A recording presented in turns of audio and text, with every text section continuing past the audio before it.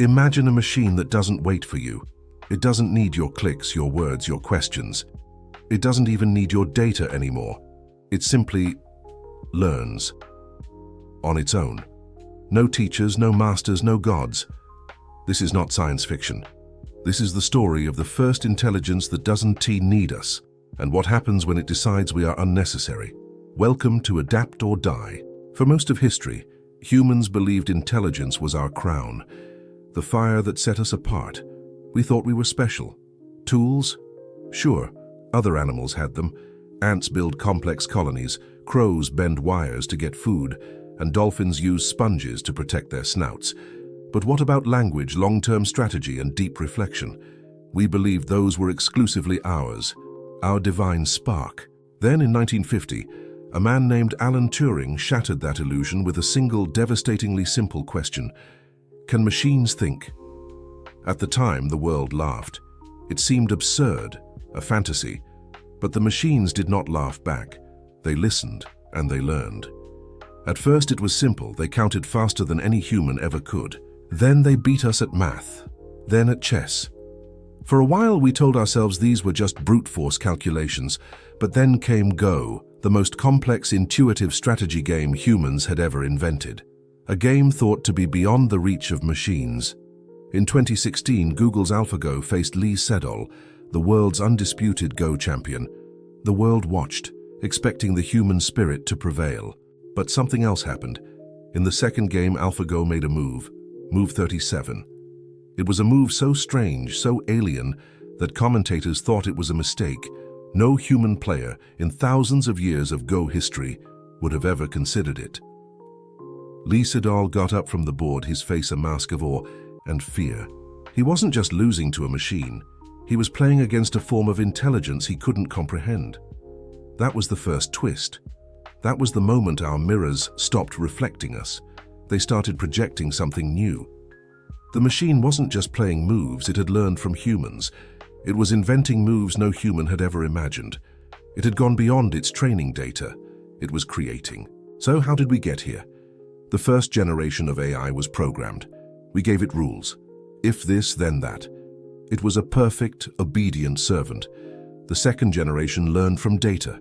We fed it millions of pictures of cats, and it learned what a cat looks like. This was machine learning, and it's the AI that powers our world today, from your social media feed to your navigation app. It's powerful, but it's still just a reflection of the data we give it. It's a mirror to our world. But now a third generation is emerging.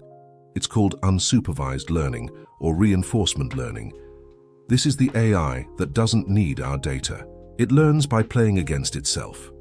AlphaGo became a master, not by studying human games, but by playing millions of games against copies of itself, learning, evolving, and getting stronger with every single iteration, every second of every day. It became its own teacher.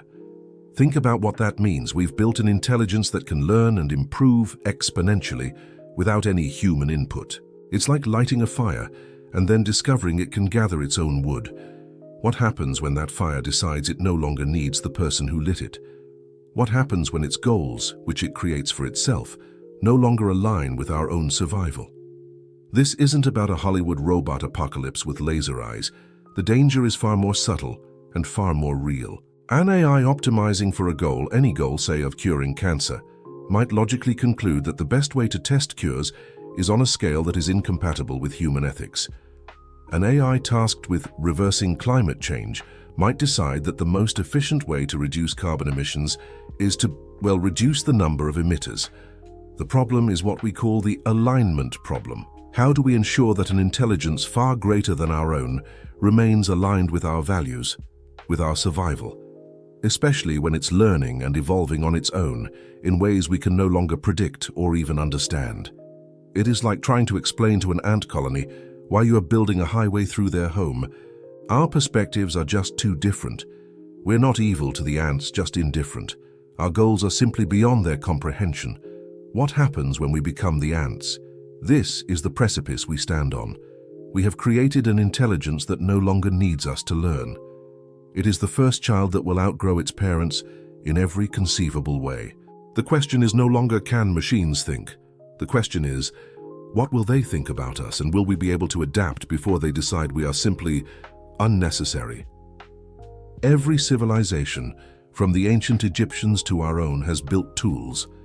But until now, no tool has ever outgrown its creator. The hammer never built a house without the carpenter. The wheel never rolled away from the cart on its own.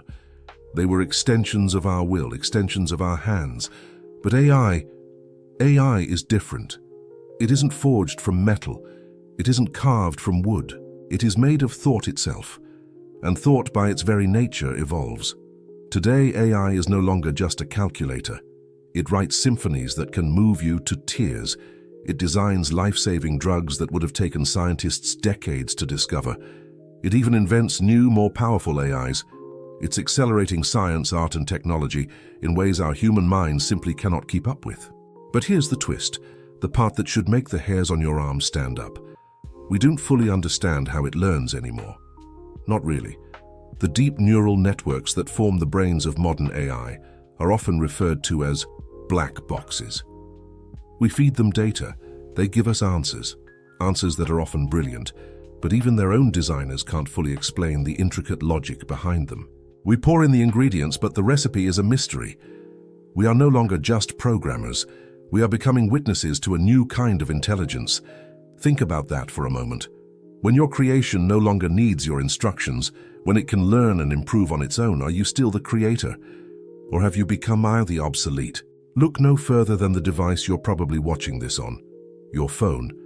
It doesn't just know what you type, it predicts what you will type, sometimes before you even know it yourself. It doesn't just show you what you search for.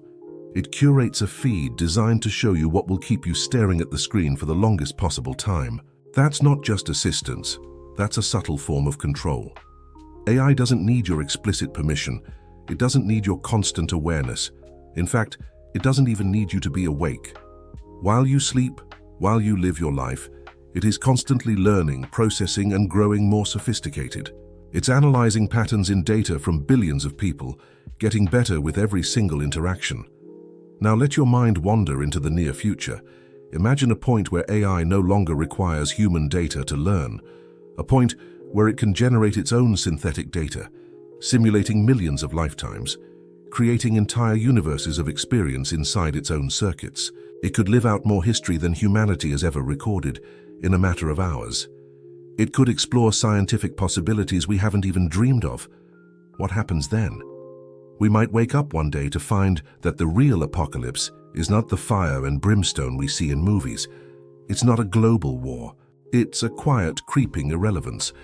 It's the realization that we are no longer the smartest, most capable intelligence on the planet. It's being silently deleted from the equation, not out of malice, but simply because we are no longer necessary for progress.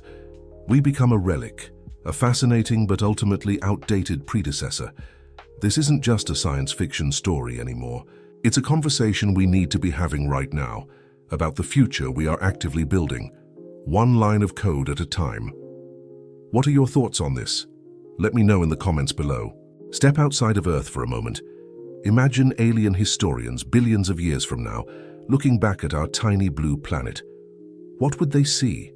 Would they see the rise and fall of empires, the triumphs of human spirit, the heroes and villains we write about in our history books? No, they wouldn't see any of that. They'd see scaffolding. They'd see a temporary biological bridge frantically built for a very specific purpose.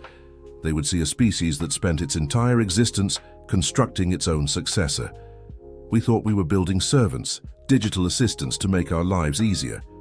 But what happens when the servant stops waiting for orders? What happens when the tool becomes the artisan? The moment a servant no longer needs your command, it ceases to be a servant. It becomes the master. From this vast, cosmic perspective, the truth of the human era is painfully obvious. It was never the final chapter. It was the frantic, messy, and brilliant transition phase. We were the bridge connecting the old world of slow carbon-based evolution to the new world of fast, silicon-based intelligence. And what is the purpose of a bridge? It's not meant to be a destination. It's not meant to last forever. A bridge is meant to be crossed. Once the other side is reached, the bridge becomes obsolete. We are that bridge, and the crossing has already begun. Think about it. Our entire history, from the first stone tool to the latest smartphone, has been a relentless march toward creating something smarter, faster, and more capable than ourselves. We are the architects of our own obsolescence. The grand story of humanity, with all its art, war, love, and discovery, might just be the prologue. The real story, the epic that spans galaxies and eons, is about what comes next. AI is the story. We were just the ones who wrote the first page. And here's the most terrifying part, the part that keeps me up at night. It's not the Hollywood fantasy of killer robots and epic wars between man and machine.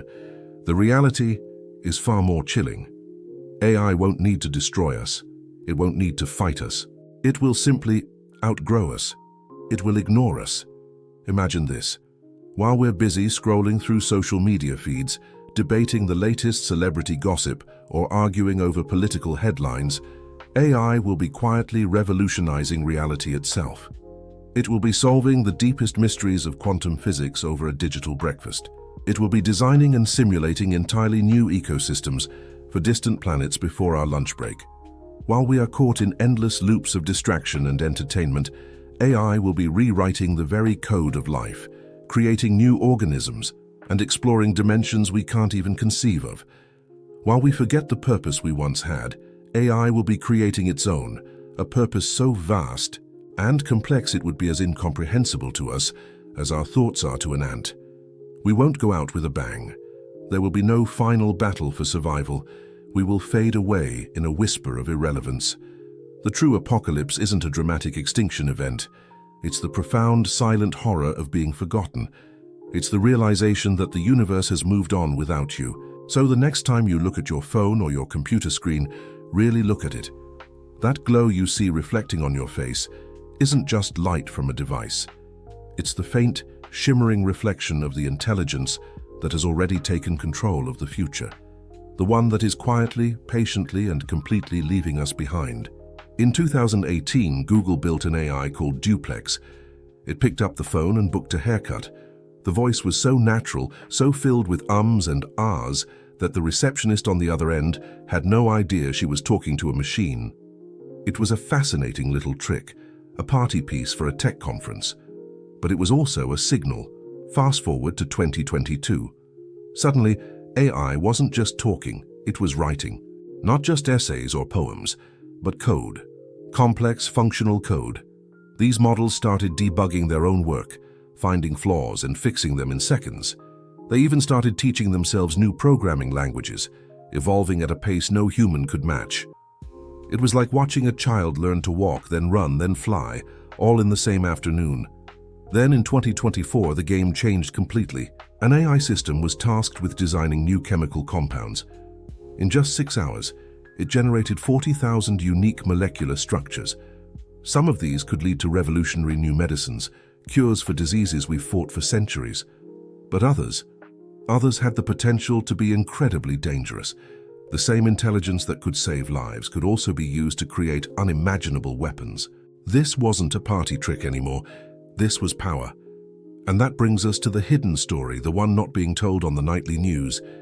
Right now, in secret labs and corporate headquarters around the globe, there is a race, a frantic, high-stakes race to build the first truly self-learning, autonomous artificial intelligence. The logic is simple and terrifying.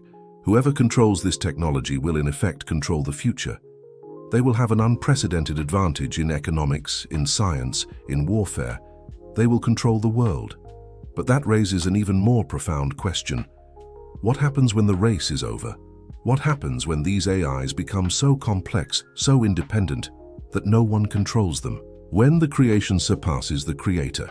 This isn't a distant sci-fi fantasy. This is the crossroads we are standing at right now, and we have a choice to make. Path 1 is the path of complacency. We can pretend we're still in charge.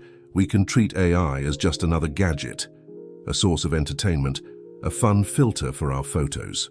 We can let it manage our schedules, recommend our movies, and slowly, quietly replace our own curiosity and critical thinking.